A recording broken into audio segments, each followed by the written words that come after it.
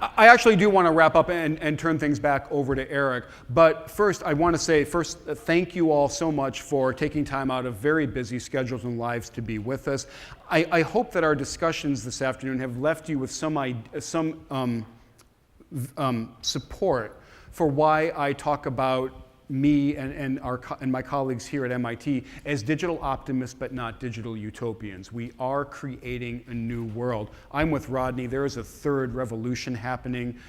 We are creating the next chapter of our economic history. It's not going to be smooth. There's going to be a huge amount of what Schumpeter called creative destruction. At the level of the company, I'm not that bothered about that. Bad old companies need to go away and make room for the new. At the level of society and the level of the person, creative destruction is going to cause a great deal of hardship if we're not thoughtful and careful about it, which is why we opened with Race Against the Machine and talking about some of these issues. I don't want that to dominate the conversation that we're having at the Institute and having with all of you, but I do want to have that in our minds. The world that we're creating is not going to be a world without great challenges. It's clearly going to be a world of unbelievable opportunities. We're heading into a time that's going to be more transformative and more interesting than certainly any I've lived through and that any of us have seen for a while. So I want to leave you with that thought, turn it back over to Erik.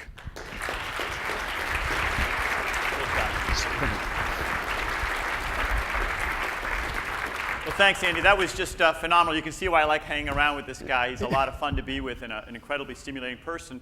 And from the day today, you can see why it's so much fun to hang around MIT and why I'm there. And the faculty, the students, the alumni. I hope you guys have had as much fun as I did today and you learned something today. Yes? So let me just close up with a story, and then I'll turn it over to our dean for a few closing comments. And I'll pick up on that Industrial Revolution theme that Andy mentioned and that Rodney talked about. He described 3 industrial revolutions. And I think we've been looking to the future most of today, but let's look back. I think we can learn from history. It's been said that history doesn't repeat itself, but it rhymes. And so I think there may be some lessons from that. Let's look at that transition from that first industrial revolution to the second industrial revolution, which happened about a century ago, a little over a century ago. And it was really the transition towards electricity, the electrification of factories. And I've read quite a bit about that transition, trying to learn something from it. And it's interesting. American factories first started electrifying in the late 1800s. But I'm a productivity guy. I looked at the productivity metrics. The productivity payoff didn't happen for decades. In fact, it took about 30 to 40 years before there was a significant productivity improvement from the electrification of America's manufacturing. I mean, that's just stunning. 30 to 40 years, that, not coincidentally, turns out to be about how long it takes a generation of managers to retire or die. And in fact, if you look more closely, there's more truth to that than you might think. Look at the way factories were organized in the first industrial revolution, powered by what? Steam. And they were driven by these big cogs and pulleys and crankshafts, and the way they worked, they had the big steam engine in the middle, and then there'd be a crankshaft, it's often kind of unit drive system is what it's called, that would power the equipment and machinery. Now, of course, you can't make that shaft too long because the torsion on it would be too high and it would break at the end. So you tended to put the equipment that needed a lot of power in close to the steam engine to minimize that. And in fact, they were pretty clever. They realized, we could put them on one floor, but we can also go up and down to minimize the overall radius. Think of like a sphere of distance from the steam engine. So you had these multi-story factories with pulleys and crankshafts going through the ceiling and floor. They were these dark, dirty, dangerous factories with lots of smoke and things spinning around. What happened when they electrified the factories? Well, you go back, and there's pretty good records of this. And they went back, and they looked at the factories that electrified. And what they did was they got rid of that steam engine, and they went out, and they got the biggest electric motor they could find. And they put that right in the middle of the factory where the steam engine used to be. And then it was simple from there. You just hook up the pulleys and crankshafts again, you flick the switch, and you're back in business. Was that a big productivity improvement? No, it actually was not much of a productivity improvement. You know, electricity, yeah, maybe it was some ways a little quieter. It was early days. It wasn't necessarily any more reliable. It was not really a fundamental transformation of the way work was going. Well, you know, fair enough. They're retrofitting factories. So they started building brand new factories. Guess what the new factories looked like? Just like the old ones, that's right. These MIT industrial engineers and others would go and say, hey, we need to build a new factory. Let me get the blueprints. Oh, no, no steam engine. Cross that off. Put electric motor here. Here you go. And then they would build a factory, multi-story factory, big electric motor now in the middle of it, pulleys and crankshafts. You're back in business. Was that a big productivity improvement? No. No, it really barely moved the dial. Paul David, a historian here at Stanford, has written quite a bit about it if you want to read it. Finally, after 30 to 40 years, you started seeing an entirely new kind of factory emerge. People came up with different ideas. They weren't stuck with the old approach to it. What do the new factories look like? Anyone have an idea of what these new factories look like? Single story, exactly, spread out over sometimes hundreds of yards, football fields much bigger than this room, or even acres. And there was equipment all over that factory. And the sequence of equipment, the machinery that was being used, the order of that was not based on which ones needed to use more power, the way the old ones were, with the ones that needed more power closer to the power source. Instead, each piece of equipment had its own separate electric motor, some bigger, some smaller, some medium, and they laid them out. And they put them in sequence in a different kind of sequence. If it wasn't based on power consumption, what do you think it was based on? Duh, order of operation, order of workflow, exactly. So they put them sequentially based on what tasks needed to be done. Was that a big improvement in productivity? Oh yeah, huge. We're not talking 10 or 50%. We're talking, I guess, Passer-style improvements. We're at 300% improvements, 300% improvements in productivity. Just a complete revolution in terms of how much of a payoff there was. So that was a real turnaround. Now, what's the lesson to take away from that? Is it that electricity is not important, that technology doesn't matter? No, obviously that's not the lesson. The lesson is that technology is important, but by itself, that's not enough. You can only get so far by paving the proverbial cow paths, the way they did in Boston streets that many of you have driven on. Instead, you need to reinvent organization and management to really take full advantage of the technology. Otherwise, you're just scratching the surface of what can be done.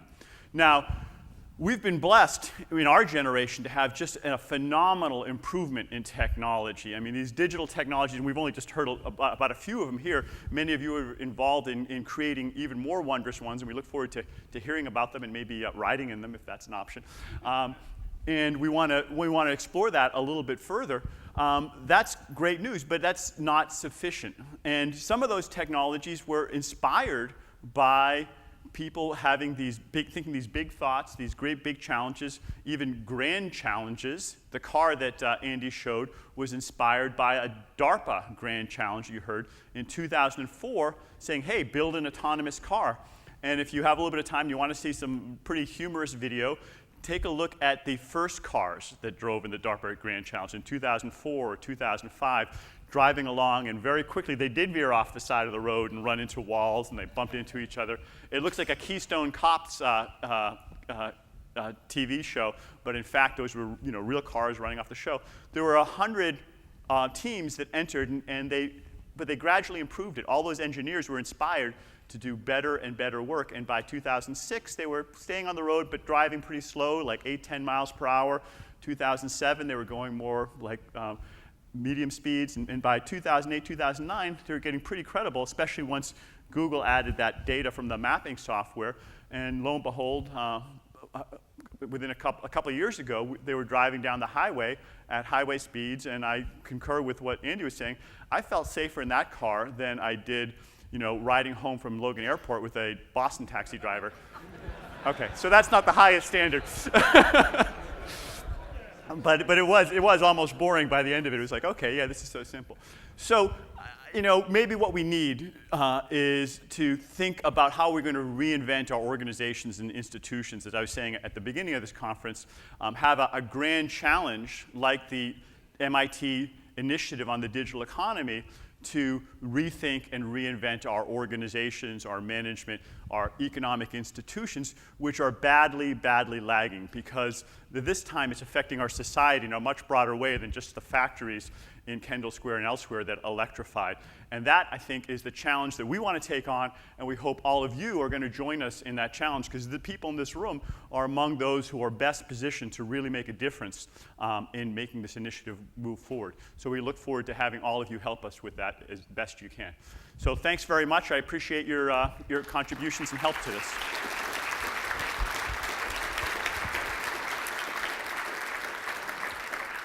So let me turn it over to our dean. I neglected to mention, in addition to the faculty and students and alumni, of course, the dean at the Sloan School is one of the best reasons for being here. So thanks very much, and we look forward to your talk. Please do 5 things. First, help me thank Erik and Andrew and David.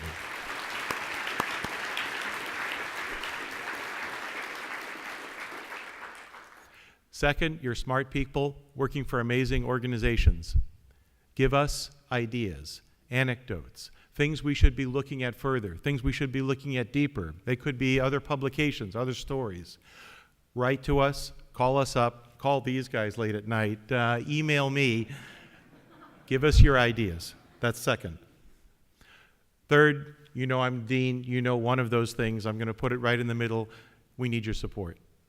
We came out here because we believed that if we put ourselves out, you all would respond. Doesn't matter, big response, small response.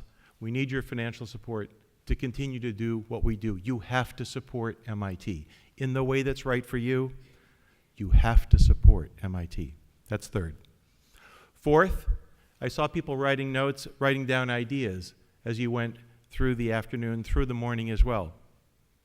So, fourth, I want you to tell someone something that happened here today. Talk to someone else about MIT, about these ideas, about what you were thinking today. Fifth and last, take those same ideas, do something with them. Not just someday, over the next month. Learn something more about something that you heard today. I've got my list. I know that I've got some to-dos coming out of today. So do you. Please do them and keep coming back to MIT. Thank you.